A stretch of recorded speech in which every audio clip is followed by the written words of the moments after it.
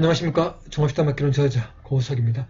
이번 시간에는 이 오체 청문감 16번째 시간이 되겠습니다. 그래서 이번 시간에는 이렇게 한자로 천하가 되겠습니다. 그래서 우리 이제 한 청문감에 보면은 이렇게 이 천하를 당시 대륙의 발음으로 이렇게 티안호라고 이렇게 적어놨습니다. 우리 발음으로는 이제 천한데 이렇게 티안호라고 적어져 있고요. 이제 우리로 치면은 이제 은하수를 이제 지칭하여 이렇게 이 천하로 한자로 표기를 한 겁니다. 그렇게 보시면 되겠고요.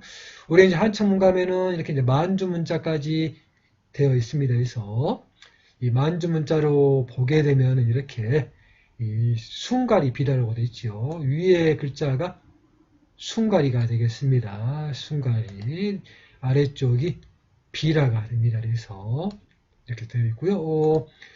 이렇게 이제 이 알파벳 표기로 보면은 숭가리 이렇게 비라라고 되어 있고 우리말로 표기가 이렇게 숭가리 비라 정확하게 일치한다는 걸 알 수가 있습니다. 그만큼 이 한천문감의 표기가 우수하다는 걸 우리가 엿볼 수가 있는 것이고요. 다음으로 이 팁의 문자로 보면은 이렇게 이 드구 추에다가 이 크스를 쓰는 겁니다. 그래서 추크스 이렇게 발음이 됩니다. 그래서 이 두구 추크스 하나가 글자가 있고 또 이렇게 이 구축 이렇게 구축으로 이렇게 하나의 글자가 된 이 만주 문자로 이 팁의 문자 밑에다가 이음가를 적어줬기 때문에 이음가를 보고 학자들이 구해낸 이 알파벳 표기로 보시면 되겠습니다. 학자들의 그런 면밀함을 볼 수가 있는 대목이고요. 청산학자들의 그런 학문의 우수함을 알 수가 있는 것입니다. 그래서 자 다음으로 이제 몽골 문자를 보면은 이렇게 이 텅거리가 처음의 글자입니다. 텅거리 그리고 연이죠. 두 번째 글자가 여기가 연이 되겠습니다. 그리고 이 다음에가 이제 오요달입니다. 이렇게 오요달로 되어 있습니다. 그래서 오요달 이렇게 되어 있고요.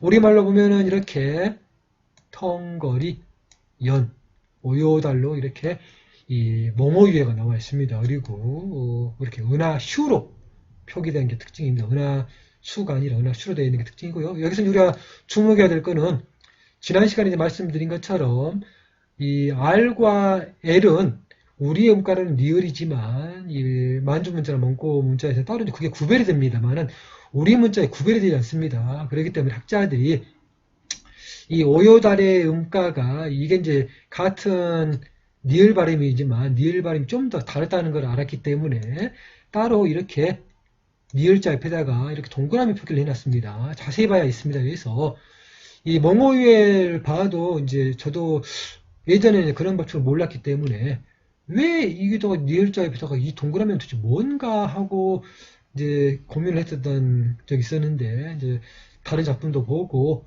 또 이제 이 몽고 문자라든지 만주 문자를 알게 되면서 학자들이 우리말로 혼동이 되는 글자들 실제로 자문이 있는데 우리 음가에서는 이거를 이제 표기하기 좀 어렵습니다. 그래서 그런 것들을 면밀하게 표기하기 위해서 이런 세심함까지 했다는 것을 우리 선조들이 얼마나 학문이 뛰어난 걸 알 수가 있고요.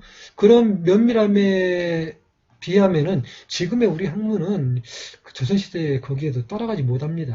학자들이 그만큼 표기를 해주지 않기 때문입니다. 그래서 그런 고민들의 문제들, 학자들이 그렇게 했다는 것들을 또 우리 후대에 또 폐지하지 말고 또 연관해서 계속 공부를 하다 보면은 아마도 우리가 이제 외국어에 대한 발음들을 표기를 어떻게 할 것인가에 대한 그런 고민의 문제들도 좀 어느 정도 해결이 되지 않을까 좀 생각이 듭니다. 그래서 아무튼 이런 문제들도 고민을 좀 해보시고 이 작품을 좀 잘 봐주십시오.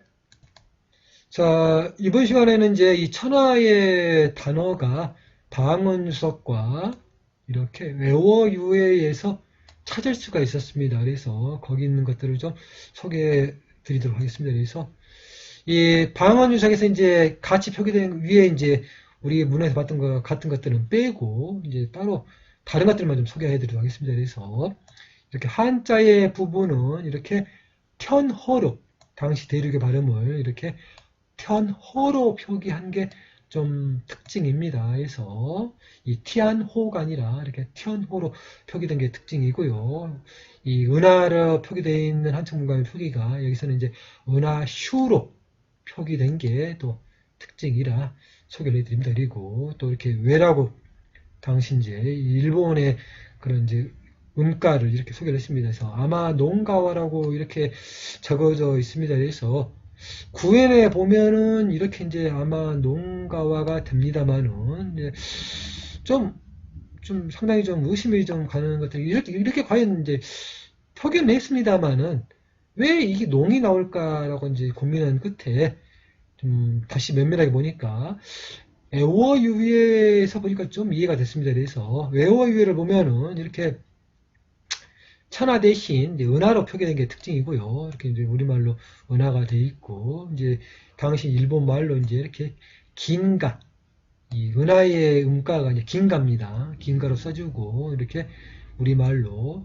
아마노가와라고 적어져 있죠. 그래서 잘 보면은 이 가자가 이응에다가 기역을 써서 가가 됩니다. 그래서 이 표기가 아마도 이응이 밑으로 가버리면은 이렇게 농이 된 것이 아닌가 하고 좀 추측을 해봤습니다. 아마 이 두 작품을 좀 비교해서 보면은 좋지 않을까 생각이 듭니다. 그래서 아무튼 이제 여기에 있는 음가 아마 노가와를 이렇게 구인해 보면은 이렇게 아마 노가와로 됩니다. 그래서 이 두 작품에는 없는 이 히라가나를 좀 구현해 봤습니다. 그래서 이렇게 이제 조선시대의 작품 중에 본래 문자가 없는 것들도 좀 우리 후학들이 노력을 내서 이거를 구현해 보다 보면은 그 본래 완벽하게 이제 써져 있지 않은 이런 고전의 작품들을 우리가 후대에 완성하는 것이 아닌가 생각이 듭니다. 우리 후학들이 할 일이 많은 것입니다. 그래서 우리 시청자 여러분들께서도